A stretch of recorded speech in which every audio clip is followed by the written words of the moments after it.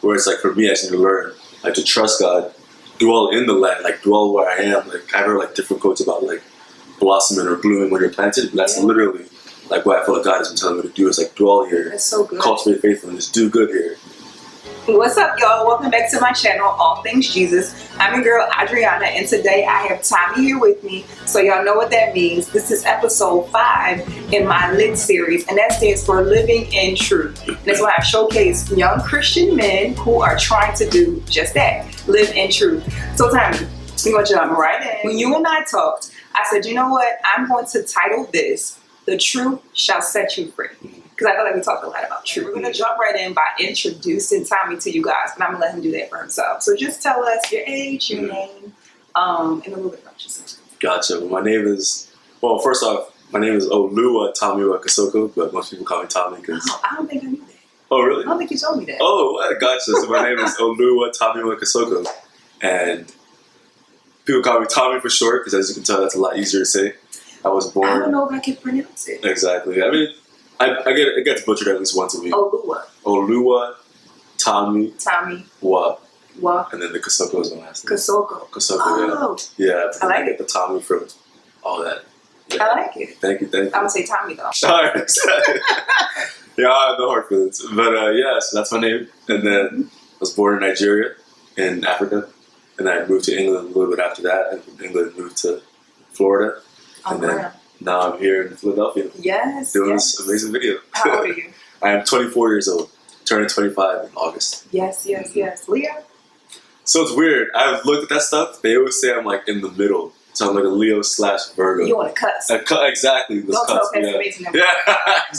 Yeah. Now we talking about I still read the Bible stuff. But I see that stuff a little bit. Yeah. Yes. Sorry, guys. We're off tangent.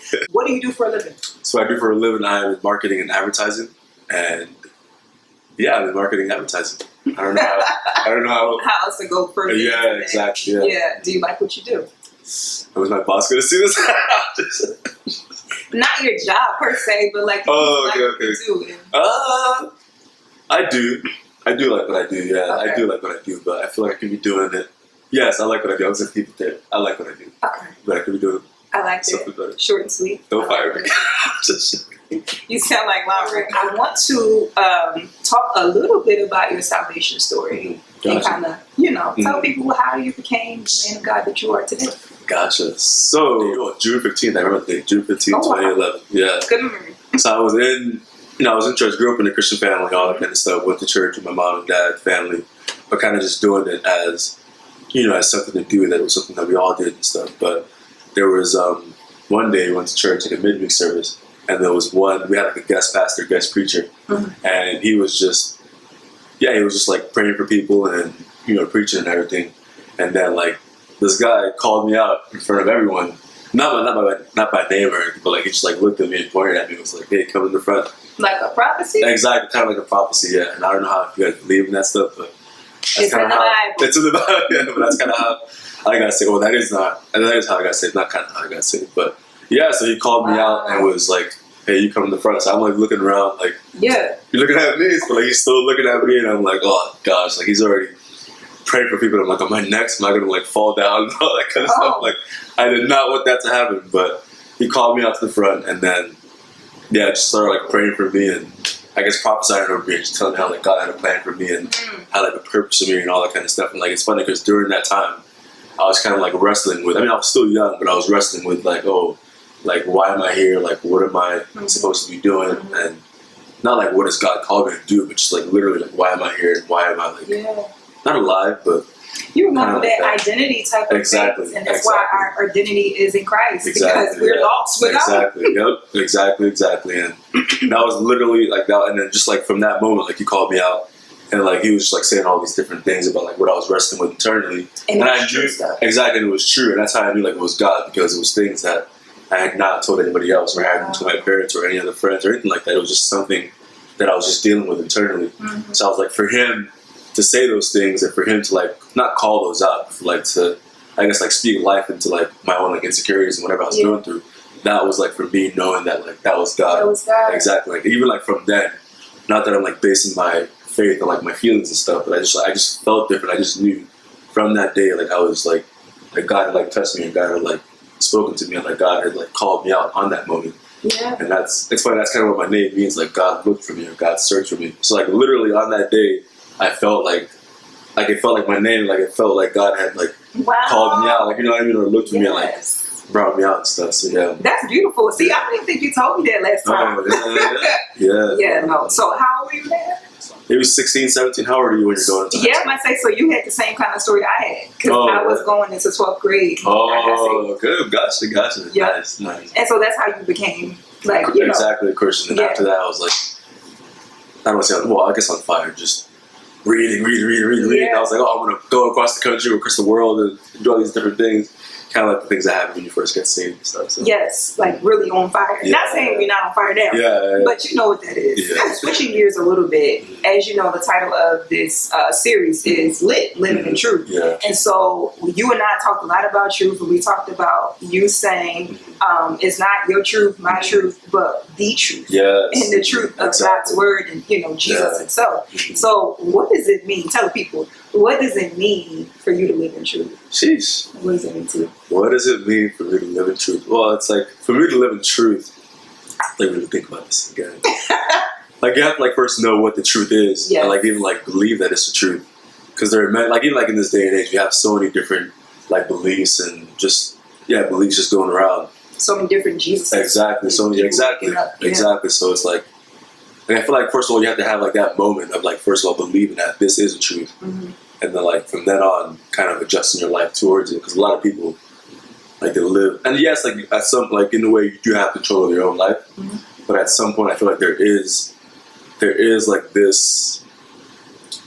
What's the word I'm looking for? Like there is I don't want to say moral code. Like there is. It's not even a statute. Like there's something that you have to live by. Oh yeah, like we have to abide by the commands and basically God's word. Exactly. And for some people, like, we know that the truth. I mean, truth is God's word. For some people, it could be something else. It could be something else. But I think for me, first, it's like knowing that yes, God's word is the truth, and then like, adjusting my life to that or by that. That's the key word. Adjusting your life. Right? Exactly, and that's where the struggle comes. Basically, is the struggle. Adjusting my life to that. Basically, Yeah. And so how have you found yourself having to adjust, like recently, maybe? Like, just give us an example. Well, definitely with work, I feel like there's a passage that God has given me, like, a while ago. It was Psalm 27, Psalm 37. But it's trusting the Lord and do good, dwell in the land and cultivate faithfulness. 37, Dwell in the Lord and cultivate faithfulness. Delight yourself in the Lord, and He will give you the desires of your heart. Not that I want to do these things so I can, like, get my desires, but I feel like I've had to adjust my life to that verse because I find myself, like, wanting to go like different places and like different jobs or different cities, different states, where it's like for me I just need to learn like to trust God, dwell in the land, like dwell where I am. Like I've heard like different quotes about like blossoming or blooming when you're planted, but that's literally like what I feel like God has been telling me to do. It's like dwell here, that's so good. Cultivate faithfulness, do good here, and then He will give you the desires of your heart. And my desires will probably change as I'm adjusting myself to like what God is giving me. And for me, I also wrestle with that because I feel like what I want is what's best for me. Yeah. But then I have to like trust that God is good and like what He wants is like ultimately what's best for me, and like His desires become my desires, and then like my desires become not His desires, but I adjust to Him, and I like just adjust myself to like what He is. So that verse has what's been my steering you exactly, and adjusting me and everything like that. So that's obviously like I can relate because I love that verse. It's like one of my favorites. Psalm 37:4, and I remember looking it up one day, and everything you're saying, I'm like, yes. Because delight yourself, that word literally means like to bend, to be pliable. And so what you're saying is right in line with that. That's what we have to do with God, right? Exactly. We try to be our own gods. We don't like to say that out loud because we're Christians. You know what? But I mean, that's why the fall happened. Exactly. So to dwell really means to like pitch your tent. Exactly. And that's what we don't like to do that. Exactly. Things get hard, or we don't want to do something.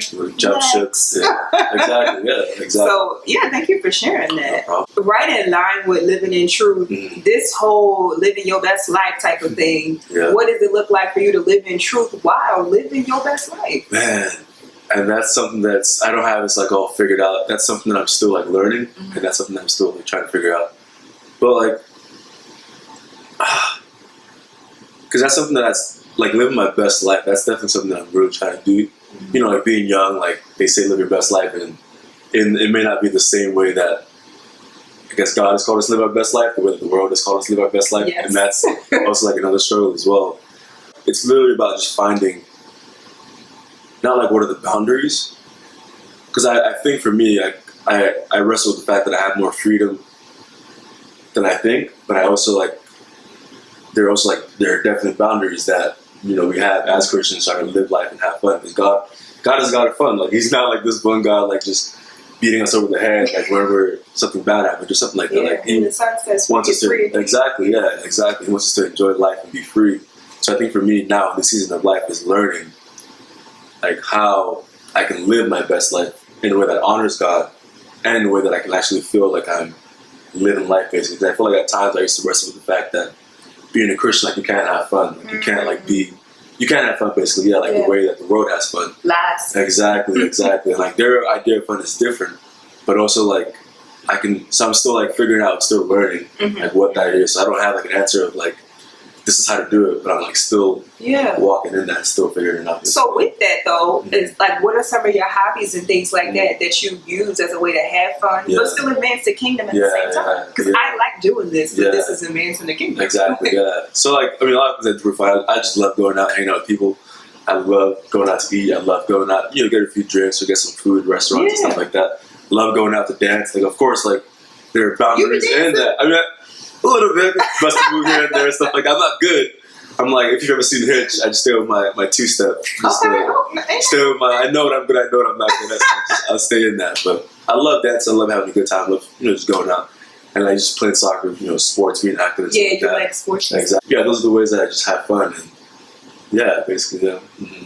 Yeah, I just love hanging out with good people. That's literally what I'm just And I think that's great though, because you have like the infectious type of personality, really good various and can make people feel comfortable. And how else do you start to witness unless a person feels comfortable? And I like even started to see that like people, like first of all, like I feel like it's like that joy that you said, but like people like we start to realize like, oh, like this is different. So like why is he like that? Like, I want some Jesus juice. Yeah, exactly. Like why is this guy that way? Like, and at times, like before, I was like, oh, my parents just kind of raised me right. So I think now it's like I'm learning to like attribute that to like I literally don't know. It's just like God has given me that joy and like acknowledging God when they ask me that. Like God is the reason for this joy. Like it's not because. Amen. I mean, definitely. My parents raised me right. Like I have a great life. Like I have a lot to be thankful for. But literally, like, just know, like, for a fact, like, this joy is not from anything natural. Like, it's from the Lord, basically. So, definitely. That's what they say in that song. I think, this joy I have, the world didn't give it, and they can't take it away. Exactly, God. Exactly. Okay. So, shifting gears just a little bit. So, as you guys know, and I think one of the hallmarks of this series is to highlight Christian abstinent single men. Gotcha. Because there could be a Christian man on this couch who may be married, and then that would take it a different route. So I wanted to specifically do this series for my single men and women, and then specifically those who are walking that abstinent lifestyle. So I just wanted to talk to you a little bit about that, and how did you get into or stay the course? Like, just, speak to us about it. Speak to it. Preach. It's like you have to know your value. So, like, know that that's a value of mine, like abstinence. Like, knowing that's a value. Like, you have to. What's the word I'm trying to think of the word. What, discipline? Discipline, like, stick to it. Like, how can I even? It's like the question was, it's tough. Like it's tough. This really stuffy. Like I forgot. I think last time I answered it so easily. You did. But like now, I'm like, I'm trying to think of how I could rework the question. I just like decided basically. When did you decide? Oh, okay. Gotcha. There we go. I mean, first of all, like when I became a Christian, but even like growing up as a Christian, that wasn't always in the back of my mind. Like, oh, like no sex before marriage, like just. So that's always like been like ingrained in me from the beginning. Like, my mom and dad just told me that. That's always been ingrained in me from the beginning. But then, like, when I became a Christian for myself and, like, got saved and started, like, walking in my own faith, like that was a decision that I made for myself as well. So that's basically from then, I just decided that I'm gonna wait until marriage, basically, and that's how. So right now you are a virgin. Yes, yeah. Praise the Lord. Praise the Lord. And I don't say that like to be smart. I'm really like serious. It's so encouraging to see that. Because usually you hear of women who are virgins, and I mean, not saying I haven't heard of any men, but far in, Yeah. And it's like, thank God, because, I mean, there's been situations where something could have happened, crisis averted, but it's like also just knowing, like, not to like put yourself in like certain situations as well either. So it's like a little bit of both, like God keeping me, but also like, so being smart and like my own decision making, like this, not like I can predict the future, but like, like this could probably lead to this, and so I can not put myself in that kind of scenario. Yeah, and that's good because that's where I was going next with boundaries. Like, what's the title of this? The Truth Shall. I can't say it. Is it the truth shall set? See? That's rough. That's hard. The truth shall. The truth. Yeah, that's rough. That is hard. The truth shall set you free. I'm saying it.